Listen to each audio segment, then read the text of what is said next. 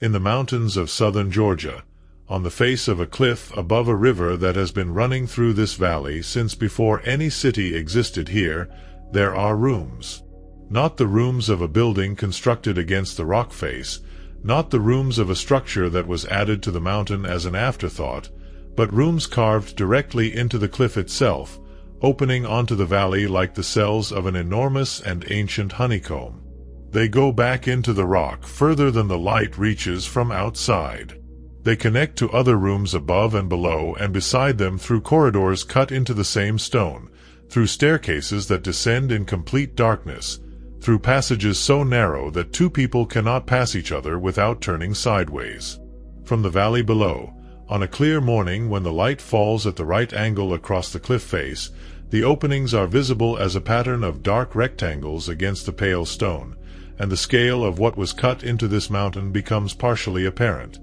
Not a few rooms, not a small hermitage, but something vast. Something that once housed a community of thousands of people across more than 13 levels of carved stone rising from the river below to the summit of the ridge above. This is Vardzia. Its name in Georgian, the ancient language of the people who built it, is, and the story of how it got that name is a story that Georgians have been telling for 800 years. A young princess, playing in the rocks of this valley before any city existed here, became separated from her uncle, the king, and called out to him from somewhere in the cliff face. He heard her voice but could not find her, could not identify the opening from which her voice was coming, and when he finally located her, he named the place after her call, Vardzia, which means "I am here, uncle." The name is probably legend rather than history. But it is a legend that captures something true about Vardzia, that it is a place of hidden voices, of presences that announce themselves without being immediately visible, of a city that exists in the rock rather than on it. The cliff of Mount Erusheti rises above the right bank of the Kura River, which Georgians call the Mtvari, in the Samtski region of what is now southern Georgia, close to the present border with Turkey. The river runs east through a landscape of eroded volcanic rock, its banks lined in some places with the ruins of other medieval settlements and fortresses, its valley cut deep enough into the plateau above that the surrounding mountains provide both shelter from the worst of the winter winds and a natural defensible geography that was understood and exploited by the people of this region across many centuries. The cliff of Erusheti is not unique in this landscape. There are other rock formations in the valley that could have been carved into, other faces of stone that would have yielded to the iron tools of medieval builders. But Erusheti was chosen, and it was chosen deliberately, and the city that was carved into it across the 12th and 13th centuries became one of the defining achievements of medieval Georgian civilization at the height of its power. This documentary is the story of that city. It is the story of the mountain it was carved into, the people who built it and the queen whose name and image are inseparable from it, the forces that shaped its construction and the forces that later damaged it and reduced it to something smaller than it once was, and the long centuries of partial survival that have left it in the state in which it exists today, damaged but not destroyed, diminished but not gone, still inhabited by a small community of monks who live in the same carved rooms that their predecessors occupied 8 centuries ago, still holding on its walls the painted image of the queen who ordered it built. The history of Vardzia is inseparable from the history of Georgia in the medieval period,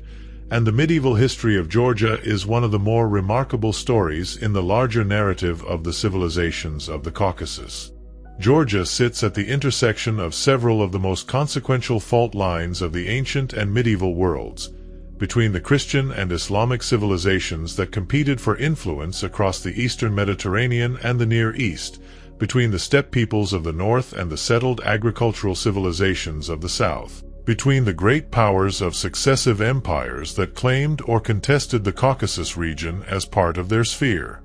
Georgian civilization survived at this intersection by developing a culture of extraordinary resilience and sophistication, and Vardzia is one of the most complete expressions of that culture that has survived.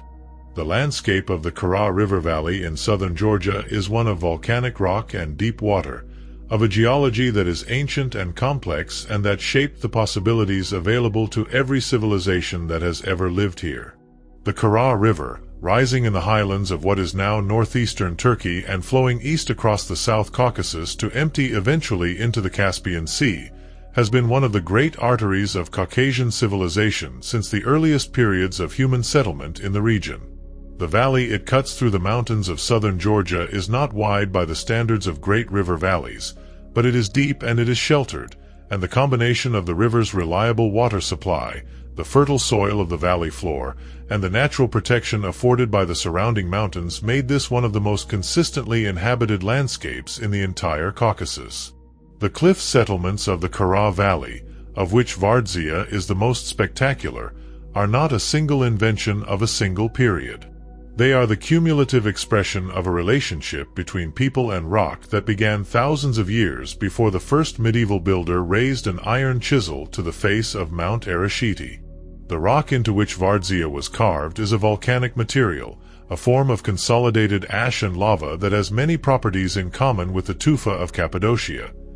It is soft enough to be worked with iron tools, stable enough to hold its carved shape for centuries, and thermally insulating in a way that makes the interior of carved spaces comfortable across a range of seasonal extremes. The cliff of Erusheti presents a face of this material approximately 500 meters wide and rising about 50 meters from the river level to the top of the habitable zone, and the geological stability of the formation, its relative freedom from the major fault lines that cross the surrounding region, made it suitable for the kind of large-scale carving that Vardzia required. The valley's ecology in the medieval period was one of mixed agriculture and pastoralism, with the valley floor supporting irrigated cultivation of grain and fruit and vegetables, while the higher slopes provided summer pasture for the livestock that were central to the economy of the region. The Kura itself was a source of fish and a transport route, and the combination of these ecological and economic resources made the valley not just a defensible location but a productive one, capable of supporting a substantial community and generating the agricultural surplus that the construction and maintenance of a large monastic complex required. The climate of the valley is continental, with cold winters and warm summers, and the elevation of the site, roughly 1,300 meters above sea level, means that the winters are genuinely harsh and the growing season is limited. The carved spaces of Vardzia, insulated by the rock around them and maintaining a relatively stable internal temperature regardless of the season, would have been significantly more comfortable in winter than any surface building of comparable size, and this thermal advantage was one of the practical reasons, alongside the obvious defensive advantages, that made rock-cut habitation attractive in this landscape. The broader geology of the Samtsky region, in which Vardzia sits, is one of the most seismically active in the Caucasus. The same tectonic forces that built the mountains of the region continue to shape it, and the earthquake history of the area includes events of significant magnitude at intervals that, over the 8 centuries of Vardzia's existence, have had direct and visible consequences for the city carved into the cliff. The most catastrophic of these, an earthquake that struck in 1283, is the defining geological event in Vardzia's history, and its effects are still visible today in the shape of the cliff face and in the relationship between the surviving portions of the city and the empty spaces where the outer portions of the carved complex once existed. The building of Vardzia was not a single act of construction, but a process that unfolded across several decades in the second half of the 12th century, under circumstances that made the creation of a large and defensible monastic complex in the mountains of southern Georgia not merely desirable but urgent. Georgia in the 12th century was in the midst of what historians of the region call its Golden Age, a period of territorial expansion, cultural flourishing, and political consolidation that reached its apex under the reign of Queen Tamar, who ruled from 1184 to 1213 and whose name is associated in Georgian historical memory with everything that the medieval kingdom achieved at its height. But the Golden Age was built on foundations that had been laid by Tamar's predecessors, and Vardzia was among those foundations. It was King George III, Tamar's father, who began the excavation of the complex in the 1180s, establishing the initial carved spaces and the core of the monastic infrastructure that his daughter would later expand into something much larger. The immediate political context that made Vardzia necessary was the persistent pressure on Georgia's southern and southeastern borders from the Seljuk Turks, who had been the dominant military power in the Near East and Anatolia since the Battle of Manzikert in 1071, and who continued to raid and threaten the Georgian kingdom across the late 11th and 12th centuries. Georgia's response to this pressure was both military and cultural. Military, in the form of the campaigns of King David IV, known as David the Builder, who drove the Seljuks from the Georgian heartland in the early 12th century and expanded the kingdom's territory significantly, and cultural, in the form of a sustained investment in the religious and artistic institutions of the kingdom, of which Vardzia was the most ambitious physical expression. The choice of a rock-cut monastery in a mountain valley for this investment was not arbitrary. The tradition of cave monasticism in Georgia was ancient, going back to the earliest centuries of Christian practice in the region, and the landscape of the Kura Valley and the surrounding mountains was already dotted with smaller cave churches and hermitages when construction began at Vardzia. The builders of Vardzia were therefore not inventing a new form but bringing an existing tradition to an unprecedented scale, translating the small carved cells of individual hermits into an entire carved city that could house a large monastic community, store significant quantities of food and supplies, and serve as a place of refuge for the population of the surrounding region in times of military threat. The construction method was straightforward in principle but extraordinary in execution. The builders worked from the outside in, carving rooms into the cliff face by removing the rock from the front and working backward. Each room was created by cutting a doorway into the cliff face, then excavating the space behind it, then carving the walls and ceiling into their final forms, then cutting the openings that would connect the room to the rooms above and below and beside it. The staircases were cut in the same way, carved directly into the rock as internal features rather than added as exterior constructions. The scale of the operation required a large and sustained labor force, and the logistics of moving the excavated rock out of the emerging complex and down the cliff face while simultaneously bringing food and water and tools up to the workers represents a significant organizational achievement in its own right. The sequence of construction at Vardzia, insofar as it can be reconstructed from the archaeological evidence, proceeded from the core of the complex outward. The earliest carved spaces were concentrated around what would become the main church, the Church of the Dormition of the Virgin, which served as the liturgical and spiritual center of the entire complex. From this core, the carved spaces expanded upward and outward and downward, with new rooms and corridors and stairways added as the monastic community grew and as the resources available for construction increased. The overall plan of the complex, with its 13 levels and its hundreds of individual spaces connected by a network of internal passages, was not the result of a single design executed all at once but of a process of incremental growth that extended over several decades, with each generation of builders adding to what the previous one had created. At the heart of Vardzia, at the center of the carved complex in both geographical and spiritual terms, is the Church of the Dormition of the Virgin. It is not the largest space in the city, though it is among the largest. It is not the most technically impressive in terms of the carving required to create it, though it is technically accomplished. What makes the Church of the Dormition the center of Vardzia, the space from which everything else in the city derives its meaning and orientation, is what it contains on its walls. One of the most important surviving examples of medieval Georgian painting, and on the north wall, in the position of honor traditionally reserved for the founding patron, a portrait of Queen Tamar herself. The portrait shows Tamar as she would have appeared at some point in her reign, depicted with the formal frontality and the deliberate iconographic weight that Byzantine artistic conventions reserved for figures of royal and sacred authority. She wears the regalia of the Georgian throne, holds the symbols of her royal office, and is placed in the company of saints and angels in a composition that frames her as both a temporal ruler and a figure of spiritual significance. The portrait has survived 8 centuries of earthquake damage, centuries of abandonment and neglect, and the deliberate destruction carried out by Persian forces in the 16th century, and it still looks out from the wall of the church with the composed authority of a monarch who intended to be remembered. Tamar's portrait is both a historical document and a declaration.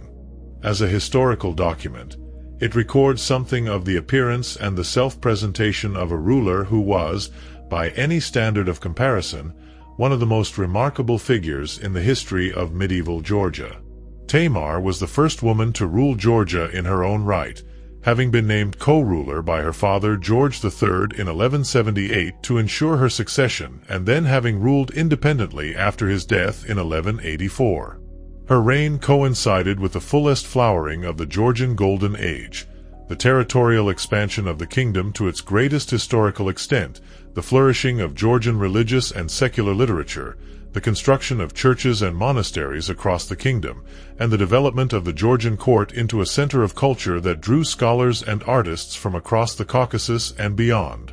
As a declaration, the portrait expresses the relationship between royal power and religious patronage that was central to the political culture of medieval Georgia.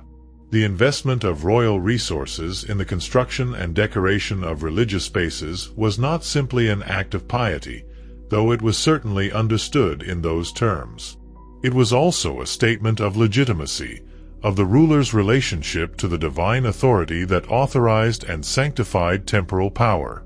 A queen who commissions a portrait of herself in a church she has built and decorated is making a claim that her power derives from a source higher than political circumstance, and that the sacred spaces she creates are expressions of her own spiritual identity as well as gifts to the community of believers. The frescoes of the Church of the Dormition extend beyond the portrait of Tamar to cover the walls and vaulted ceiling of the church with a comprehensive program of Christian imagery.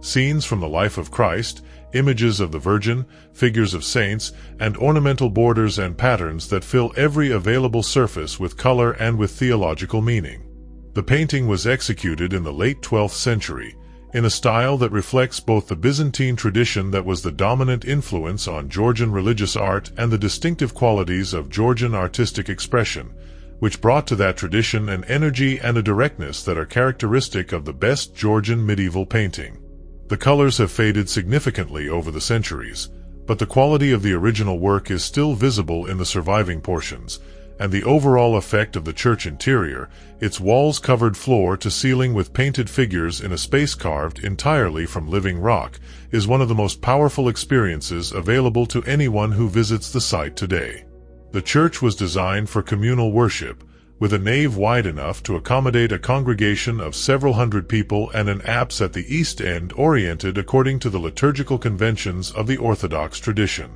The acoustic properties of the carved stone interior give the space a quality of resonance that would have amplified the sung liturgy of the Georgian Orthodox tradition, and the combination of visual and acoustic experience in a space of this kind would have been deliberately designed to create the sense of sacred enclosure that was the primary function of the church within the monastic complex. The engineering of Vardzia was not limited to the carving of rooms and churches. The city required water, and water in a cliff face above a river requires engineering to bring it from the source to the spaces where it is needed. The water supply of Vardzia was provided by a network of carved channels and clay pipes that distributed water from springs in the rock above the complex to cisterns and distribution points throughout the carved spaces. The springs that feed these channels are natural features of the mountain, points where groundwater moving through the rock emerges at the cliff face or within the carved spaces themselves, and the medieval builders of Vardzia identified them, protected them, and integrated them into a distribution system that served the entire complex. The main water channel, carved along the upper levels of the cliff face and distributing water downward through subsidiary channels to the rooms below, is still partially functional today, though the pipes that originally distributed the water within the individual spaces have been largely lost or damaged over the centuries. The presence of reliable water within the cliff face was one of the practical advantages of Vardzia's location that distinguished it from purely defensive positions in the same landscape. A fortress that has to rely on external water sources can be reduced by siege. A complex that has its own spring-fed water supply within the defended perimeter can hold out indefinitely against a force that does not have the ability to physically breach the rock. This was understood by the builders, and the water supply infrastructure was treated as a strategic asset of the first importance, with the main channels protected from contamination and the cisterns distributed throughout the complex so that no single point of failure could cut off the water supply to the entire city. The winemaking facilities at Vardzia add another dimension to the picture of the city's infrastructure. Wine in medieval Georgia was not simply a drink. It was a sacramental element of the liturgical life of the Orthodox tradition, a food and medicine, a trade good, and a cultural symbol of the civilization that had been producing and exporting wine from the Caucasus since at least the 8th millennium BCE. The wine cellars at Vardzia, carved into the lower levels of the complex and equipped with the large clay jars called kvevri in which Georgian wine was and still is traditionally fermented and stored, were an integral part of the economic and liturgical infrastructure of the monastic community. The irrigation tunnels that brought water from the mountain to the cultivated terraces on the slopes below the cliff extended the agricultural capacity of the community, allowing it to grow grain and vegetables and fruit in sufficient quantities to support a large resident population and to store supplies for extended periods without resupply from the outside. The defensive infrastructure of Vardzia was less elaborate than that of Derinkuyu but was adapted to the specific character of the site. The cliff face itself was the primary defensive element. A city carved into a vertical face of rock 50 meters above the valley floor is difficult to assault in a direct military sense, and the narrowness of the corridor between the cliff and the river below limited the approaches available to any attacking force. The entrances to the complex were designed to be defensible, with narrow doorways that could be blocked with stone or timber and with internal passages that could be sealed against an attacker who had forced an outer entrance. The city also had a tunnel that connected the interior of the complex to the valley floor at a concealed exit point, allowing people to move in and out of the city without being observed from outside, and providing an escape route in the event of a siege that could not be broken by other means. The irrigation system associated with Vardzia extended beyond the cliff face into the agricultural landscape of the valley and the lower slopes of the mountain.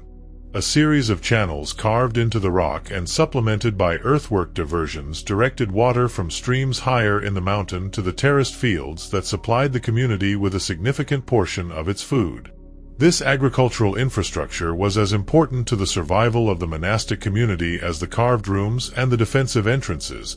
and its maintenance across many generations required the same kind of sustained collective effort that kept the carved spaces of the city in habitable condition. The monastic community of Vardzia at its height was not simply a community of monks. It was a city in the full medieval sense of that word, a population of several thousand people living and working in a carved complex that provided for all of the needs of a large and complex social organism. The resident population of the complex included the monks of the monastery, who occupied the carved cells in the upper portions of the cliff face and whose daily lives were organized around the liturgical cycle of the Georgian Orthodox tradition. But it also included a much larger lay population, craftspeople and farmers and servants and administrators who lived in the lower and more accessible portions of the complex, who maintained the agricultural and craft production that supported the community, and who were in many cases permanent residents rather than temporary workers. The physical evidence of this mixed population is visible in the different character of the spaces at different levels of the complex. The upper cells are small and austere, designed for individual contemplation and prayer. The lower rooms are larger and more varied, showing evidence of the different functions, food preparation, craft production, storage, animal keeping, that characterized the domestic economy of the lay community. The numbers that ancient and medieval Georgian chronicles attribute to Vardzia are impressive, but must be treated with the caution that attaches to all such figures in pre-modern sources. Some chronicles speak of 6,000 cells and 50,000 inhabitants at the height of the community's population, figures that almost certainly represent idealization rather than census data. The physical scale of the surviving complex, with its approximately 3,000 carved spaces in its current damaged form, would have housed a community of several thousand people at most in its original undamaged state. The important point is not the precise figure but the character of the community. This was not a small hermitage or a conventional monastery, but something closer to a small city, with all of the social complexity and institutional elaboration that implies. The church at the center of the complex was the hub of an extensive institutional infrastructure. The monastic school at Vardzia was one of the most important educational institutions in medieval Georgia, producing scholars and theologians and scribes who contributed to the literary and theological culture of the Georgian kingdom at its height. The library of the monastery contained manuscripts that represented centuries of accumulated learning, and the production and copying of manuscripts was one of the most important activities of the monastic community, both in terms of its cultural significance and in terms of the labor and resources it required. The pharmacy at Vardzia, carved into the rock alongside the cells and the wine cellars, stocked medicinal plants and preparations and served the health needs of both the monastic community and the surrounding lay population. The social hierarchy of the monastic community was organized according to the conventions of the Georgian Orthodox monastic tradition, with an abbot at the head of the community, a council of senior monks, and a graduated hierarchy of younger monks and novices below them. This hierarchy was distinct from but interrelated with the secular hierarchy of the lay population associated with the complex, and the relationship between the monastic leadership and the secular administrators who managed the agricultural and craft economy of the community was one of the institutional arrangements that determined how well Vardzia functioned as a going concern over the centuries of its active use. The cultural production of the Vardzia community extended beyond the immediate religious functions of the monastery.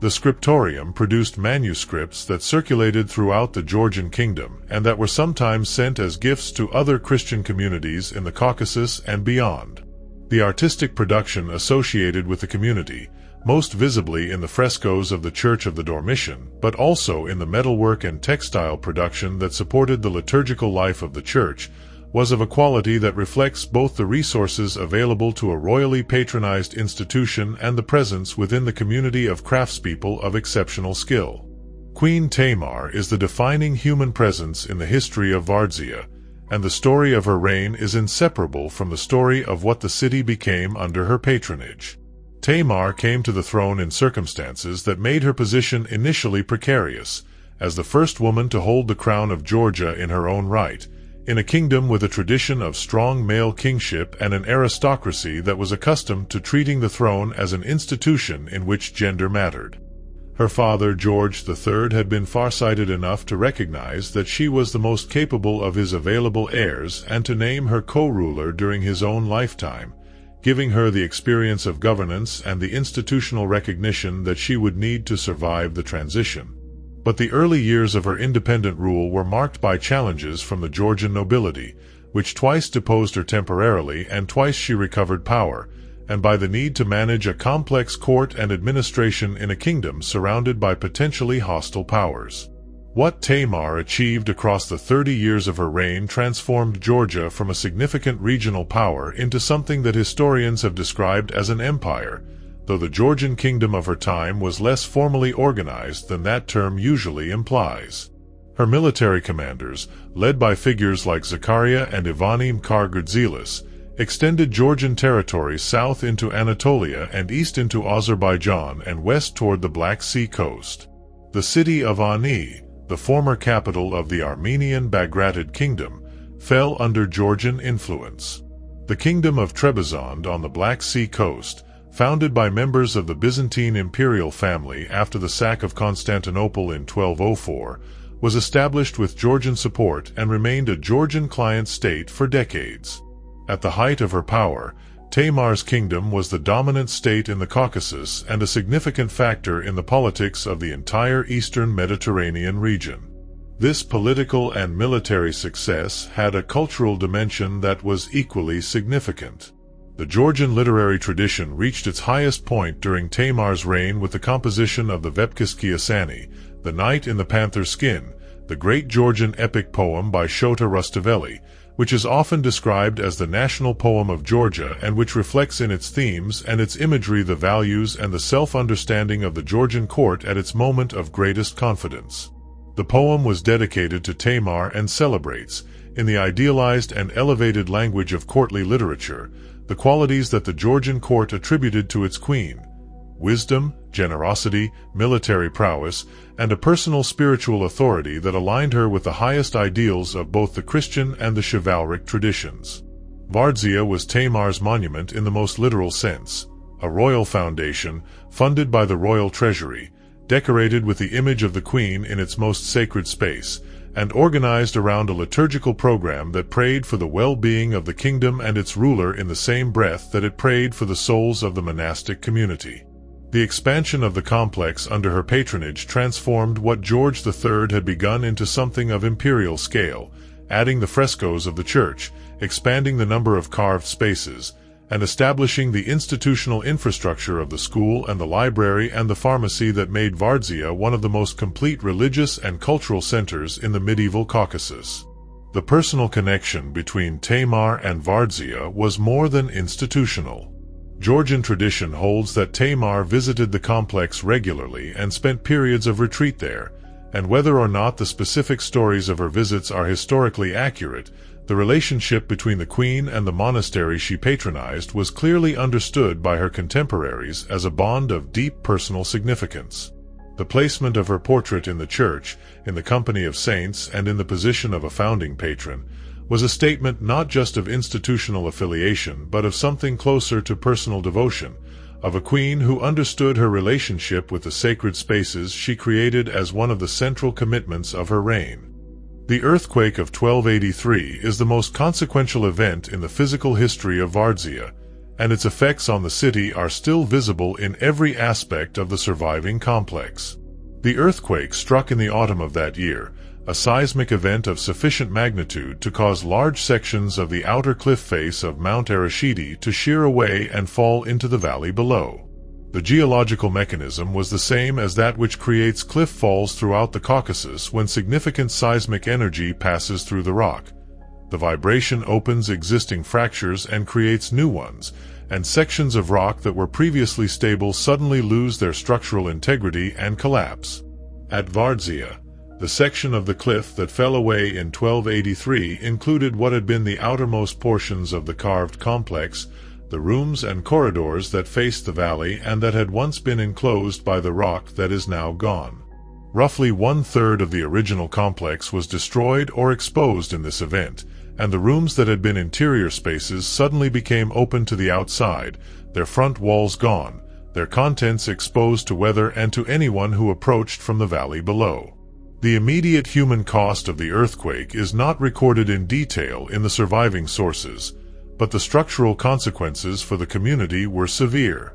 Portions of the complex that had been defensible and sheltered were suddenly neither. The water channels that had run through the destroyed sections were broken, reducing the reliability of the supply to the surviving portions of the city. The passages that had connected the destroyed levels to the rest of the complex were cut off, and the internal geography of the city had to be reorganized around the new reality of what had survived. The community responded to the earthquake with repairs and adaptations rather than abandonment. The surviving portions of the complex were reinforced where possible, and the passages that had been cut off were rerouted or sealed.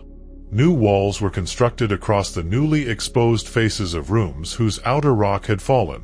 partially restoring the enclosed character of spaces that would otherwise have been open to the elements. The church, which had been carved further back into the cliff than the most damaged portions of the complex, survived substantially intact, and the frescoes within it, protected by their position deep in the rock, came through the earthquake without the catastrophic damage that would have destroyed them had they been in the outer portions of the complex. The long-term consequence of the earthquake was to change the character of Vardzia from an enclosed city, its interior largely invisible from the outside, to a partly open complex, its structure and layout legible from the valley below in a way that it had not been before. This change made the complex more vulnerable militarily, and the subsequent history of Vardzia reflects the increased difficulty of defending a site whose defensive character had been partly compromised by the loss of its outer rock face. The Mongol incursions that affected Georgia repeatedly in the later 13th century found Vardzia in a weakened state, and the community's ability to function as a place of refuge for the surrounding population was reduced from what it had been at the height of its intact power. The visual evidence of the 1283 earthquake is one of the most striking features of Vardzia today. The cliff face, seen from across the river, shows clearly the transition between the sections where the rock has been cut away by natural forces and the sections where the carving goes deeper into the mountain and has survived. The open faces of rooms whose outer walls are gone, the cut ends of passages that once continued further into the rock that is now absent, the visible cross-section of the carved complex exposed as if by the removal of a vertical slice from the mountain. These things give the modern visitor a view of the interior of the city that no one in the medieval period would have had, and that the builders of Vardzia would have found devastating. The Persian invasion of 1551 was the second great catastrophe in the history of Vardzia, and unlike the earthquake, it was deliberate. Shah Tahmasp of the Safavid Persian Empire was engaged in a sustained campaign to extend Persian influence over Georgia and the Caucasus, and his forces swept through the Samski region in the summer of that year, burning churches and monasteries, killing members of the clergy and the monastic communities they found, and stripping the religious houses of whatever of value remained after the initial destruction. At Vardzia, the Persian forces took what they could carry, destroyed what they could not, and drove out the monastic community that had maintained the complex for more than 3 centuries. The frescoes of the Church of the Dormition, including the portrait of Tamar, were damaged but not completely destroyed, perhaps because the effort required to obliterate carved paintings in a rock-cut church was greater than the time available, or perhaps because individual soldiers or commanders preserved some portion of them from the systematic destruction that was carried out elsewhere. The community that was expelled in 1551 did not return immediately. The geopolitical situation of the Samski region in the second half of the 16th century was extremely unstable, with Ottoman and Persian forces competing for influence over the region and the local Georgian Principality of Samski unable to maintain the independence that would have allowed the protection and restoration of sites like Vardzia. The complex was not entirely abandoned in this period, since local people continued to use portions of it for shelter and storage, but the organized monastic community that had been the heart of Vardzia's life was gone, and the institutional infrastructure of school and library and scriptorium and pharmacy that had made the city a center of Georgian culture was destroyed. The centuries between the Persian destruction of 1551 and the modern period were a time of gradual physical decay for Vardzia, punctuated by occasional periods of minor use and repair. The frescoes continued to deteriorate in the absence of the maintenance that a resident monastic community would have provided. The water channels fell into disrepair, and the distribution system that had once served the entire complex became unreliable and then non-functional in many sections. The carved rooms, unheated and unmaintained, accumulated the damage of exposure to the elements through the portions of the complex that had been opened by the 1283 earthquake, and the organic materials within them, the wooden furniture and the textile hangings and the leather and paper of the manuscripts, were destroyed by moisture and by the insects and animals that colonized the unoccupied spaces. What survived this long period of decay was what was most resistant: the carved rock of the rooms and corridors, the pigments of the frescoes that had been applied directly to the stone, the iron fittings of the doors and the carved stone decorations of the architectural features. These things endured because their material was inherently durable and because the insulating properties of the rock that surrounded them limited the extremes of temperature and humidity to which they were exposed. The survival of the frescoes is the most significant of these inheritances from the period of decay, because the painted walls of the Church of the Dormition contain the most important visual record of what Vardzia was at its height and who the people were who created it. The revival of monastic life at Vardzia in the post-Soviet period, when Georgia regained independence in 1991 and the Orthodox Church resumed its role as a central institution of Georgian national identity, brought a small community of monks back to the complex for the first time since the 16th century. This community now occupies a portion of the carved spaces and maintains the church and the immediate surroundings in a condition of active religious use. The experience of visiting Vardzia today therefore has a dimension that most visits to ancient sites do not. Alongside the archaeological and historical experience of encountering a medieval city in various states of preservation and damage, the visitor encounters an active religious community that treats the carved spaces not as a museum but as a living place of worship. The daily life of the monastic community at Vardzia in its medieval period was organized around a liturgical rhythm that structured every hour of every day according to the requirements of the Georgian Orthodox monastic tradition. The cycle of prayers and services that constituted the liturgical day in a medieval Georgian monastery began before dawn with the first office of the night, continued through a sequence of services distributed across the morning and afternoon and evening, and concluded late in the night with the final prayer before the community retired to their cells. This cycle was not simply a religious obligation. It was the organizing structure of everything that happened in the community, determining when people ate and slept and worked and studied, dividing the day into segments of varying length and character that gave the monastic life its particular texture of sustained attention and periodic release. The carved cells that housed the individual monks were small, as monastic cells in all traditions tend to be, barely large enough for a sleeping platform and a small storage area, with a carved niche for an oil lamp and sometimes a carved recess that may have served as a place for icons or books. The smallness of the individual cell was deliberate, expressing the monastic ideal of the reduction of personal space and personal comfort to the minimum necessary for survival, and the contrast between the smallness of the individual cell and the grandeur of the church that was the communal center of the complex was itself a form of architectural theology. The individual is small, the community is large, and the sacred space in which the community gathers is the measure of what human beings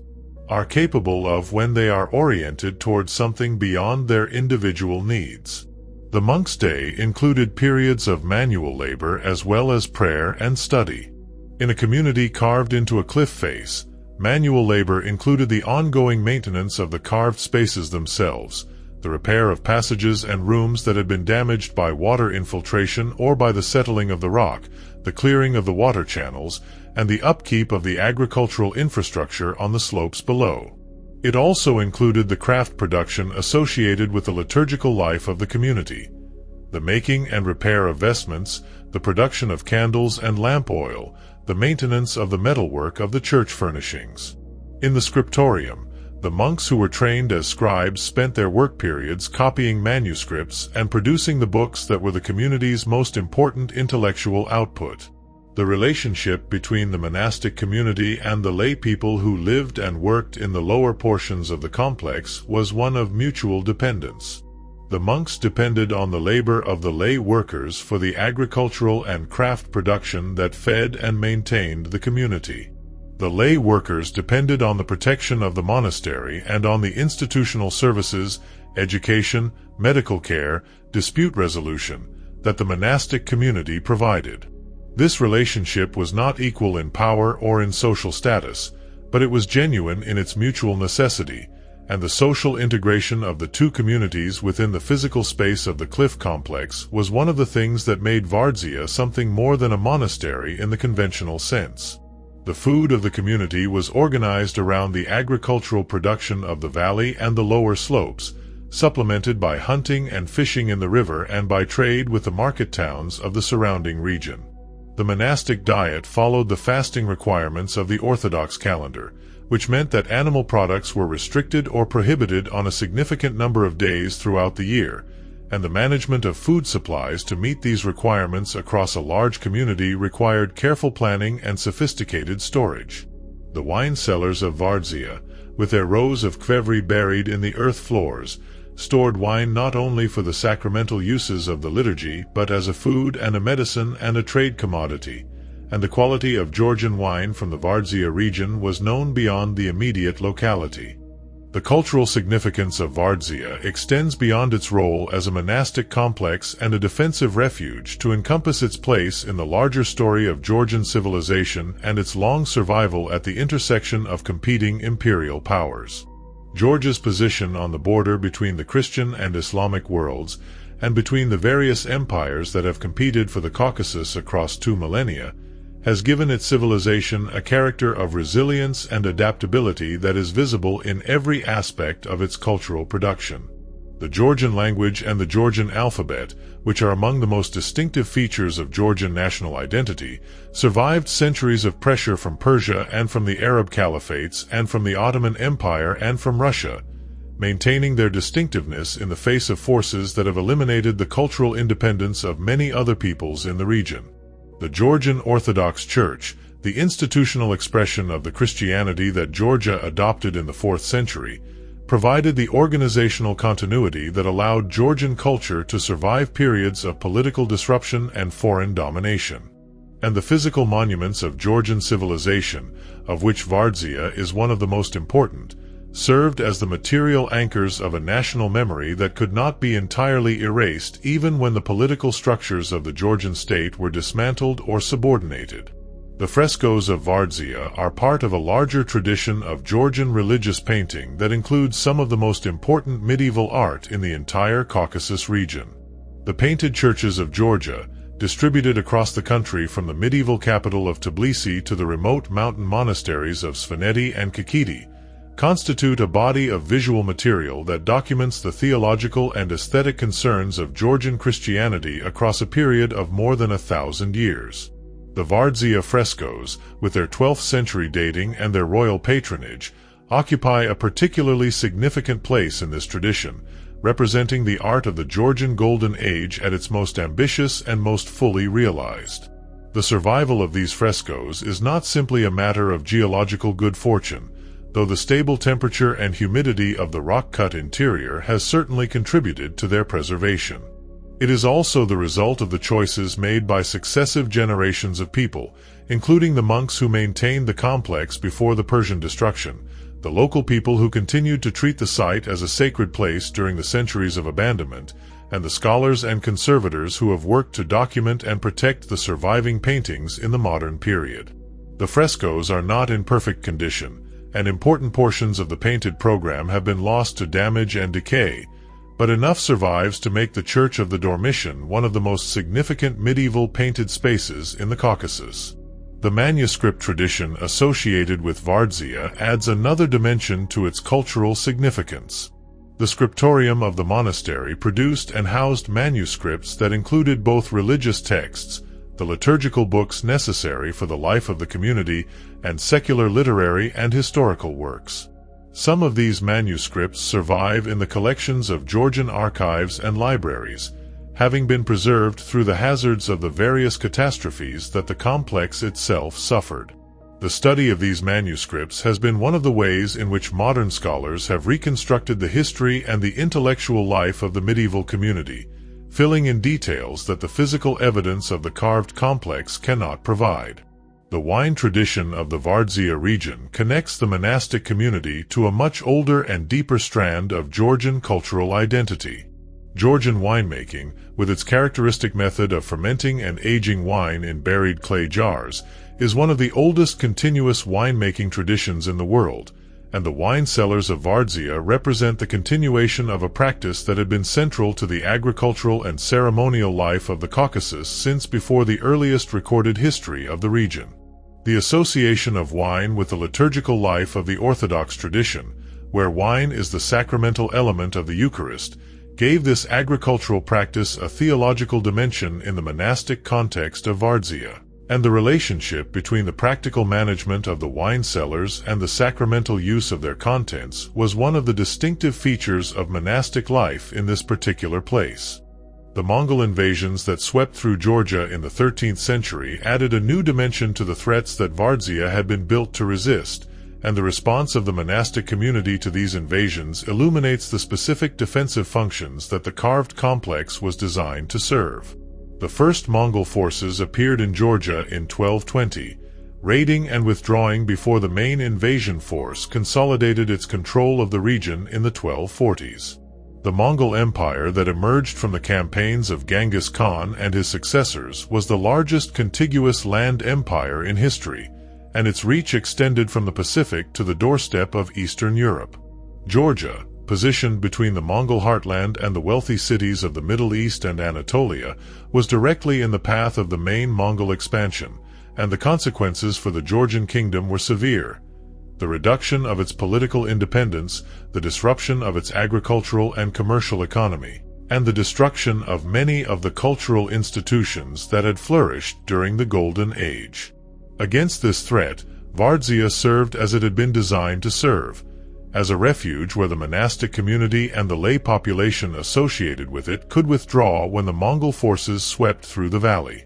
The cliff face protected the occupants from mounted warfare, which was the primary military capability of the Mongol forces, and the provisions stored in the wine cellars and the granaries of the complex allowed the community to sustain itself for extended periods without resupply from the outside. The water supply from the mountain springs continued to function independently of conditions in the valley below. The defensive passages and the concealed exit tunnel provided options for movement that a force arrayed in the valley could not easily counter. The Mongol period in Georgia lasted for approximately a century, from the initial invasions of the 1220s to the gradual weakening of Mongol power in the region in the early 14th century. During this period, the Georgian kingdom maintained a degree of autonomy under Mongol suzerainty, and the cultural and religious institutions of the kingdom, including Vardzia, continued to function, though in reduced circumstances. The political and economic disruption of the Mongol period ended the era of Georgian expansion that had characterized the reign of Tamar and her immediate successors, and the kingdom never fully recovered the territorial extent and the cultural confidence of its golden age. The Ottoman threat that followed the Mongol period, from the 14th century onward, presented a different kind of challenge. The Ottoman Empire, unlike the Mongol forces that preceded it, was engaged in a systematic long-term project of territorial expansion and political consolidation in Anatolia and the Caucasus, and the regions bordering Georgia were progressively absorbed into the Ottoman sphere of influence across the 14th and 15th centuries. The Samtskhe region, in which Vardzia was located, was particularly exposed to Ottoman pressure because of its position on the southern border of Georgia, and the political history of the region in the late medieval period is one of increasing instability and conflict as the Georgian Principality of Samtskhe tried to maintain its independence between Ottoman and Persian power. The combination of Mongol disruption in the 13th century, Ottoman pressure in the 14th and 15th centuries, and the final Persian devastation in the 16th century meant that Vardzia existed in an almost continuously threatened geopolitical environment across the 3.5 centuries that followed the height of its construction under Queen Tamar. The fact that the monastic community maintained itself in the carved complex through all of these pressures until the Persian invasion of 1551 is itself a remarkable testimony to the durability of the institutions that had been established there and to the specific defensive advantages of the cliff face location. The rediscovery of Vardzia by the scholarly and archaeological community in the modern period began in the 19th century, when the expanding presence of the Russian Empire in the Caucasus brought European-educated scholars into contact with a landscape that was filled with monuments they had never encountered in any of the classical or medieval sources that defined the European scholarly tradition. The Russian scholar and archaeologist who first described Vardzia in a systematic way for a scholarly audience was one of several researchers who, in the 1840s and 1850s, traveled through the Samtskhe region and recorded what they found. Their accounts of the cliff face of Erusheti, with its rows of carved openings visible from the river below and its accessible interior spaces filled with the remains of medieval frescoes, introduced the site to a scholarly community that had known nothing of its existence. The subsequent decades brought further investigation, with Russian imperial scholars and later Georgian scholars mapping the complex, documenting the frescoes, and attempting to reconstruct the history of the community that had created it. The Georgian nationalist movement of the late 19th century, which developed in the context of Russian imperial rule and drew on a deep awareness of the historical achievements of Georgian civilization, found in Vardzia one of its most powerful symbols. The image of Queen Tamar, visible in the fresco of the Church of the Dormition, became associated with the idea of Georgian national greatness, and Vardzia itself became a site of Georgian cultural pilgrimage as well as an object of scholarly investigation. This dual status, as both a heritage site and a national symbol, has shaped the approach to Vardzia's preservation and interpretation through the modern period and into the present. Soviet period scholarship approached Vardzia with the institutional resources of the Soviet archaeological establishment, conducting systematic excavations and surveys that produced a much more detailed understanding of the site's physical extent and its historical development than had been possible with the more limited methods of 19th-century scholarship. The Soviet-era documentation of the frescoes, which was carried out in difficult conditions in the carved interior of the church, produced a photographic and descriptive record that has been essential for subsequent conservation work. The political context of Soviet scholarship on Georgian heritage was complex, involving both genuine support for the documentation of cultural heritage and a persistent tension between the institutional requirements of Soviet cultural policy and the specifically Georgian national significance of sites like Vardzia. The post-Soviet period has brought new challenges and new opportunities to Vardzia's conservation and management. The revival of the Georgian Orthodox Church as a central institution of Georgian public life, and the return of a monastic community to the complex for the first time in centuries, has restored a dimension of living religious use to the site that purely archaeological management had necessarily lacked. The challenge of managing a site that is simultaneously an active monastery, a major tourist attraction, a nationally significant heritage site, and an ongoing subject of archaeological investigation has required the development of new institutional frameworks and new forms of collaboration between religious, governmental, and scholarly authorities. The physical conservation of the frescoes remains the most urgent and the most technically demanding challenge facing the site. The painted surfaces of the Church of the Dormition have been exposed to conditions of variable humidity and temperature since the 1283 earthquake opened portions of the complex to the outside, and the cumulative damage of these centuries of exposure is severe in some sections of the painted program. International conservation expertise has been engaged in the assessment and treatment of the most vulnerable portions of the frescoes, and the work of conservation at Vardzia is now understood as a long-term project that will require sustained investment and technical attention for the foreseeable future. The experience of visiting Vardzia today is one of the more unusual encounters available to anyone interested in the medieval world, because it combines the physical experience of a genuinely ancient and partially damaged site with the presence of a living community that continues to use the carved spaces for the purposes for which they were originally created. The approach to the site from the valley road follows the Kura River through a landscape of eroded volcanic rock that has been inhabited, in various ways and at various periods, for many thousands of years. The cliff face of Erusheti becomes visible as the road curves around a bend in the river, and the first impression of Vardzia, seen from across the water and perhaps 500 meters away, is of a wall of pale rock pocked with dark openings that extend in a roughly horizontal band across the middle portion of the cliff. The scale of what was carved into this mountain does not immediately register from this distance, partly because there is no familiar reference point against which to measure it, and partly because the full extent of the complex, reaching from river level to the top of the habitable zone, encompasses a vertical range that the eye tends to underestimate when the reference points are the features of a cliff rather than the floors and ceilings of a building. The entrance to the complex is reached by a path that climbs from the valley floor to the lower portions of the carved spaces, a climb of perhaps 15 minutes that gives approaching visitors a gradual introduction to the scale and the physical character of the site. As the path rises, the individual openings in the cliff face resolve from the anonymous dark rectangles visible from below into rooms and passages with visible interior features, carved door frames and windowsills, and the traces of wooden fitting that are still sometimes preserved in the holes cut into the rock to receive them. The smell of the site changes as the entrance level is reached. The warm rock smell of sun on volcanic stone at lower elevations gives way to the cooler and damp smell of the carved interior as the path enters the shadow of the cliff. Inside the complex, the visitor moves through a network of passages and rooms that is simultaneously more comprehensible and more disorienting than the view from below suggested. More comprehensible because the individual spaces, seen from inside rather than from across a river, have a human scale and a human purpose that is legible in the carved features of walls and ceilings and floors.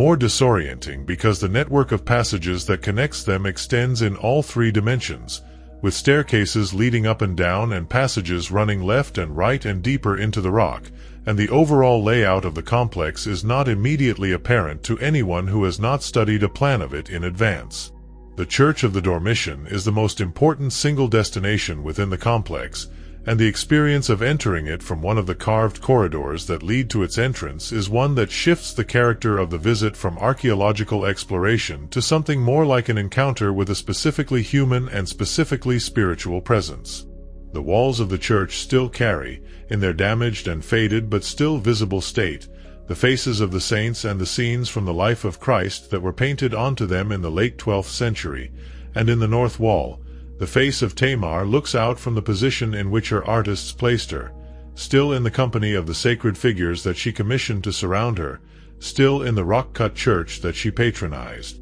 8 centuries after the paint was first applied to the stone.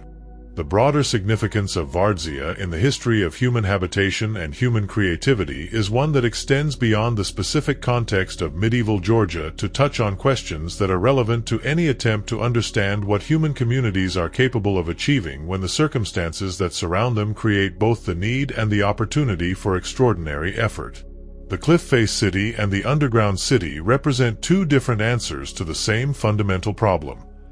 how to create protected space in a landscape that does not naturally offer it. Derinkuyu went down into the volcanic rock of the Cappadocian Plateau, carving downward through the soft tufa until it had created a city that the surface world could not easily reach. Vardzia went into the side of a mountain, carving horizontally and vertically through the cliff face until it had created a city that the valley below could not easily assault. The two approaches reflect different geological opportunities and different specific threats, but they share a common logic: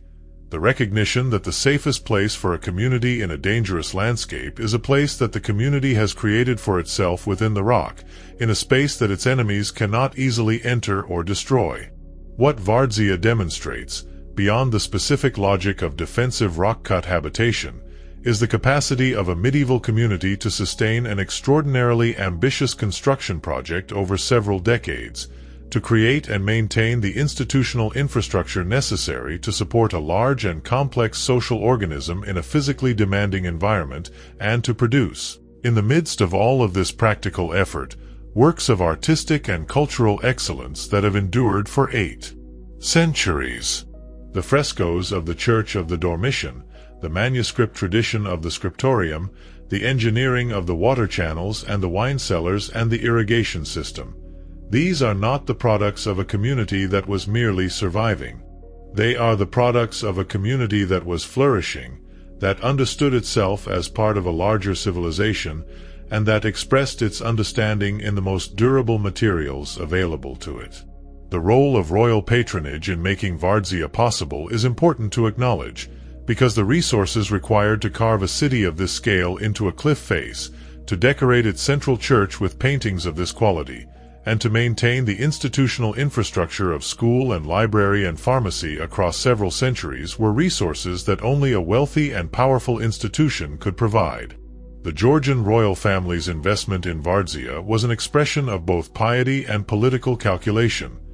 Piety because the creation of a monastic center of this scale was understood as an act of genuine religious devotion, and political calculation because a royally patronized monastery in a strategically important location was also a statement of royal power and a physical anchor of royal authority in a region that was difficult to control by purely military means. The survival of Vardzia, in its damaged and reduced but still living form, is itself one of the most remarkable aspects of its history. The earthquake of 1283, the Persian invasion of 1551, the centuries of partial abandonment that followed, the Soviet period and its complex relationship to Georgian national heritage.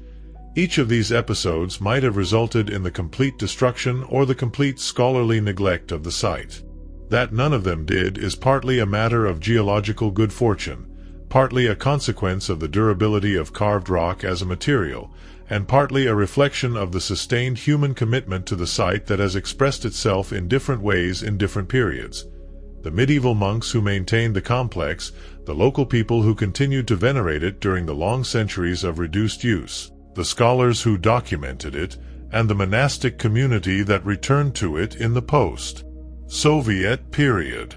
The relationship between Vardzia and the landscape that surrounds it is one that has changed significantly over the centuries of the site's existence, and understanding that changing relationship is part of understanding what Vardzia has been and what it is today. In the medieval period, the cliff of Erusheti was the dominant feature of a populated and productive landscape. The valley floor below the cliff was cultivated, with irrigated fields and orchards supplying food to the monastic community and to the lay population associated with it. The slopes of the mountain above the cliff were used for summer pasture and for the collection of firewood and other forest resources. The road that ran through the valley along the river connected Vardzia to the other settlements and fortresses of the Samtsky region and ultimately to the larger towns and trade routes of medieval Georgia.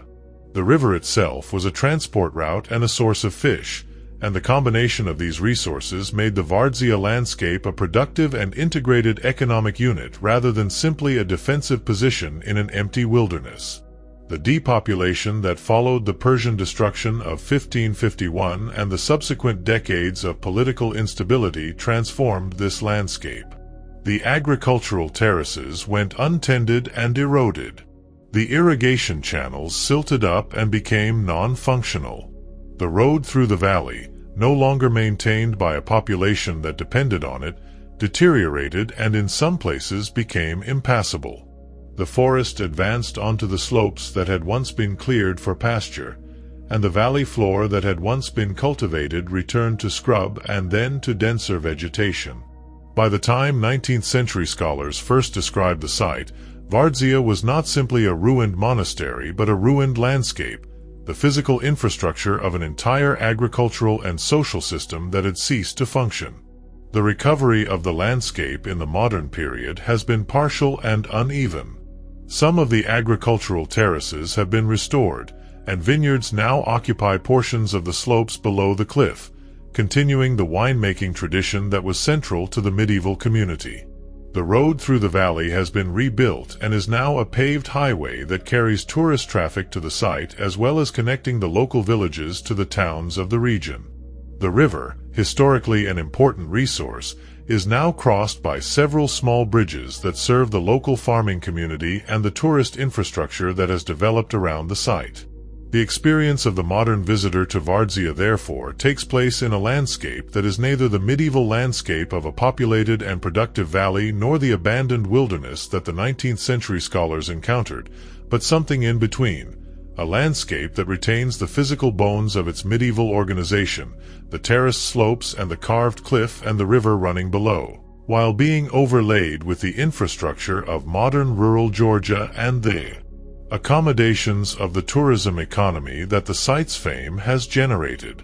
This layered quality of the landscape, the way in which different historical periods are present simultaneously in the same view, is one of the things that makes Vardzia interesting not just as an archaeological site but as a place where the long continuity of human engagement with a specific landscape is visible in the physical fabric of what surrounds it. The small village of Vardzia, situated near the base of the cliff and supporting the local farming and tourism economy, represents the most recent layer of settlement in a landscape that has been inhabited in some form for most of the past 2 millennia. The residents of this village are the inheritors, in the most literal geographical sense, of the community that built and maintained the carved city above them, though the cultural and institutional continuities between the medieval monastic community and the contemporary village are attenuated by the centuries of disruption that separate them. The acoustic and atmospheric qualities of Vardzia are among the most immediate and powerful aspects of the experience of being in the carved complex, and they are qualities that the medieval builders understood and exploited with deliberate skill. The carved stone of the cliff absorbs sound differently from the materials of ordinary buildings. The density of the rock around a carved space reduces the transmission of sound to the outside, creating an interior acoustic environment that is self-contained in a way that wood and plaster walls are not. Within the carved spaces, The sound reflects off the stone surfaces and creates reverberations that are longer and more complex than those of a surface building of comparable size, because the stone is harder and less absorptive than most conventional building materials. In a space like the Church of the Dormition, with its barrel-vaulted ceiling and its walls of hard volcanic stone, the acoustic properties would have amplified and sustained the sung liturgy of the Orthodox tradition in a way that was both aesthetically powerful and theologically significant. The sound of the choir filling the church and reflecting from every surface would have been experienced by the medieval worshippers as something more than music, as a physical presence that the stone itself was participating in creating. The thermal quality of the carved interior is equally distinctive and equally deliberate. The rock maintains a stable temperature that is cool in summer and warmer than the outside air in winter, and the depth of the rock above and around the carved spaces provides an insulation that no surface building material can match. In the winter months, when the valley below the cliff is cold and the snow lies deep on the upper slopes of Erusheti, the carved interior of Vardzia maintains a temperature that, while not warm by modern standards, is significantly more habitable than the exposed valley. The combination of this thermal stability with the acoustic richness of the carved stone creates a sensory environment that is immediately distinguishable from any surface building, and the contrast between the outside world and the inside world of the carved city would have been as sharp for a medieval visitor as it is for a modern one. The light quality inside the carved spaces changes dramatically with position and with the time of day. Rooms close to the cliff face receive direct light through their carved openings, and the angle and quality of that light shifts as the sun moves through its arc above the valley, creating a daily cycle of illumination that was the primary natural clock available to the community before the division of time into regular hours became a standard feature of monastic life. Rooms deeper in the cliff, connected to the outside only through corridors and the secondary openings of interior passages, receive much less light, and the deeper storerooms and the lower passages of the complex are in a twilight that thickens to complete darkness at some distance from the nearest opening. This gradient of light was not experienced as a deficiency by the medieval community, but as one of the organizing features of the interior landscape of the city. The brighter outer rooms were the spaces of social life and practical activity. The darker inner rooms were the spaces of storage and of the kind of solitary contemplation that was valued in the monastic tradition as a means of withdrawing from the distractions of the social world. The distribution of light within the carved complex thus reinforced the social and spiritual hierarchy of the community, creating a physical gradient between the outward-facing and the inward-facing aspects of monastic life that was understood in terms of the theological values of the tradition. The smell of the carved interior, the combination of rock damp and wood smoke and the organic residues of centuries of human occupation, is another aspect of the sensory experience that visitors today share, in a muted and archaeologically transformed version, with the medieval community that lived here. The rock smell of the deep passages, which is the smell of water moving slowly through volcanic stone, is perhaps the most ancient layer of this sensory experience, unchanged by the comings and goings of human communities over the centuries. The question of what Vardzia represents in the longer history of Georgian national identity is one that has been debated by historians and cultural commentators since the 19th century,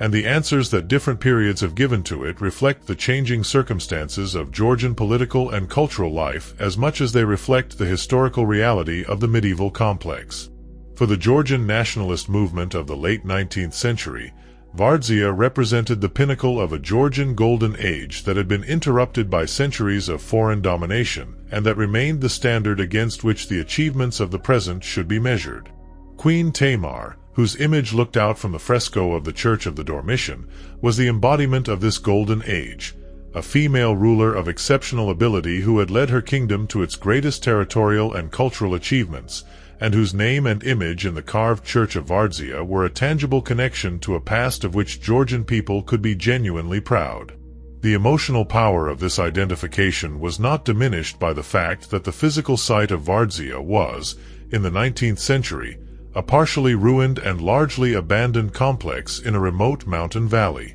If anything, The contrast between the grandeur of the medieval achievement and the reduced circumstances of the present made the identification more intense, because it gave the site a quality of loss and longing that was central to the emotional vocabulary of 19th-century nationalism. The Soviet interpretation of Vardzia was more ambivalent, reflecting the tension between the Soviet ideological commitment to internationalism and class analysis and the practical reality that Georgian national sentiment was organized in large part around religious and historical monuments like Vardzia. Soviet scholarship produced important documentation of the site and contributed to its physical preservation, but the interpretation of its significance was shaped by ideological constraints that prevented the full acknowledgement of its specifically Christian and specifically Georgian national meaning.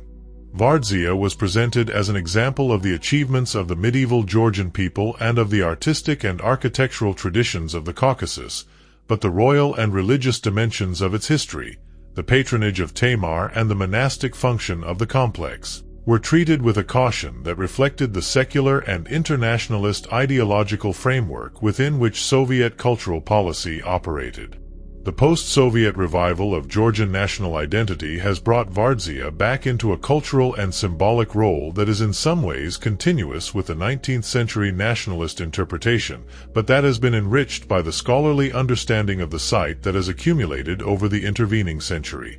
The return of a monastic community to the complex has given the site a living religious significance that purely nationalist or archaeological interpretations necessarily lack, and the combination of active religious use, national symbol, and internationally recognized heritage site has created a complex identity for Vardzia that resists reduction to any single category. The international recognition of Vardzia's significance, expressed through its presence on the UNESCO World Heritage Tentative List and through the attention it has received from international conservation organizations, adds another dimension to this complex identity. For scholars and visitors from outside Georgia, Vardzia is primarily a monument of medieval architecture and painting, a remarkable example of the rock-cut construction tradition that appears in various forms across Eurasia and that reaches at Vardzia one of its most complete and most culturally significant expressions. For Georgians, it is all of this and also something more intimate and more specifically theirs. A place where the ambitions and the achievements of medieval Georgian civilization are most fully and most visibly present. The legacy of Vardzia in the contemporary world encompasses several overlapping dimensions that together explain why a medieval cliff-face monastery in a mountain valley in southern Georgia continues to attract the attention of archaeologists, historians, conservators, pilgrims, and ordinary visitors from around the world. The most immediate dimension is architectural. Vardzia is one of the largest and most complex examples of medieval rock-cut architecture anywhere in the world, and its combination of scale, historical depth, and preservation makes it an object of study for anyone interested in the full range of what human beings have done with the material of stone. The tradition of rock-cut habitation that it represents is not unique to the Caucasus, but the specific expression of that tradition at Vardzia, adapted to the specific geology and the specific cultural and political circumstances of medieval Georgia, has qualities that are found nowhere else. The artistic dimension of Vardzia's legacy is concentrated in the frescoes of the Church of the Dormition and in the broader tradition of Georgian religious painting of which they are a part. These paintings are important not only as works of art in their own right but as documents of the visual culture of medieval Georgia, recording the specific ways in which the Georgian Orthodox tradition adapted the vocabulary of Byzantine religious painting to its own theological and aesthetic purposes. The portrait of Tamar is the most famous individual element of this painted program, but the significance of the frescoes extends beyond the single image of the queen to encompass the entire painted interior of the church and its relationship to the larger tradition of which it is a part. The historical dimension of Vardzia's legacy is perhaps its most complex, because the history that the site embodies is not a simple narrative of creation and survival, but a more layered and more difficult story of achievement and catastrophe and partial recovery that reflects the broader turbulence of Caucasian history across the medieval and early modern periods. The earthquake of 1283, the Persian invasion of 1551, the centuries of neglect and decay that followed, These events are as much a part of Vardzia's legacy as the original construction under George III and Tamar, and the damaged and incomplete state of the surviving complex is not a diminishment of its significance but an additional layer of historical meaning. The living dimension of Vardzia's legacy is the monastic community that has returned to the carved spaces in the post-Soviet period. This community is small, numbering only a handful of monks, and the portion of the complex that it occupies is a fraction of the carved space that the medieval community inhabited. But its presence transforms the experience of visiting the site in ways that go beyond the practical management of a heritage monument, because it maintains the connection between the carved spaces and the purpose for which they were created in a way that no amount of archaeological documentation or conservation work can replicate. The monks who pray in the Church of the Dormition today are doing what the monks of the medieval community did 8 centuries ago, in the same carved space, looking at the same painted walls, and the continuity of that practice across the centuries of destruction and neglect is itself a form of historical preservation. The silence of Vardzia is not the same silence as the silence of Derinkuyu.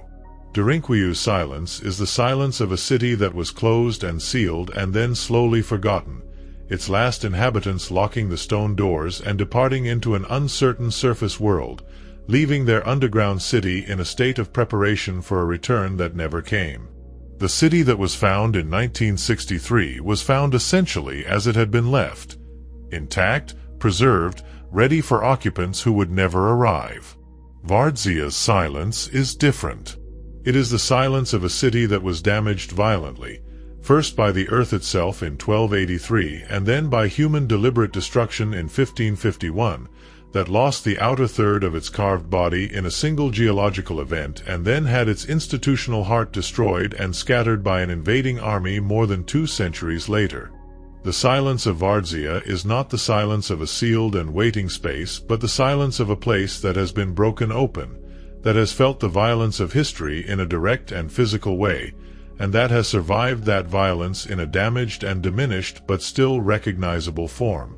The difference between these two silences is the difference between 2 kinds of survival. Derinkuyu survived by being hidden, by being sealed against the world and left undisturbed until the world rediscovered it. Vardzia survived by being too large and too deep to be entirely destroyed, by having portions of itself so far removed from the cliff face that they were beyond the reach of the forces that dismantled the outer portions of the complex. The earthquake that destroyed a third of Vardzia also exposed the surviving 2/3 to a kind of visibility that it had never had before, and in doing so it created the conditions in which the frescoes of the Church of the Dormition have been seen and studied and preserved rather than remaining sealed in the darkness of an intact cliff. There is something in this contrast that speaks to the different kinds of resilience that human communities have employed in the face of the pressures that history places on them.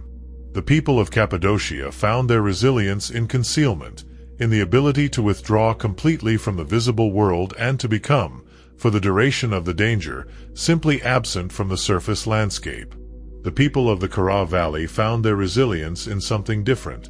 not concealment but endurance, the willingness to remain in a place that had been damaged and diminished and to continue to live and pray and work in what remained of what had once been larger and more complete. Both forms of resilience are genuine, and both have produced results that have lasted for centuries. The underground city of Cappadocia and the cliff-face city of southern Georgia are separated by geography and by the specific circumstances of their creation,